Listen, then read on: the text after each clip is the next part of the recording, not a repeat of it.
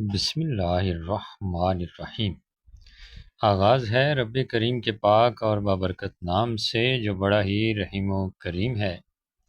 عزیز طلباء و طالبات اور معزز ناظرین، السلام علیکم۔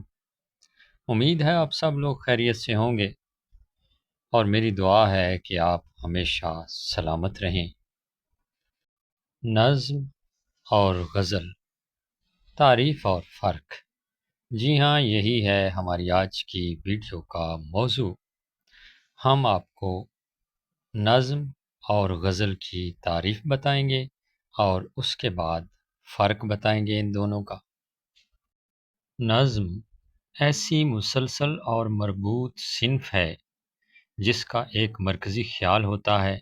شاعر اسی مرکزی خیال کو ذہن میں رکھ کر اپنے تاثرات اشعار کی صورت میں لکھتا ہے۔ نظم کا ہر شعر دوسرے شعر سے مربوط ہوتا ہے اور نظم اپنے موضوع کا احاطہ کرتی ہے۔ اور ناظرین، غزل عربی لفظ ہے لیکن اس صنف کو ایرانیوں نے رائج کیا۔ غزل کے لغوی معنی عورتوں سے باتیں کرنا یا عورتوں کے بارے میں باتیں کرنا۔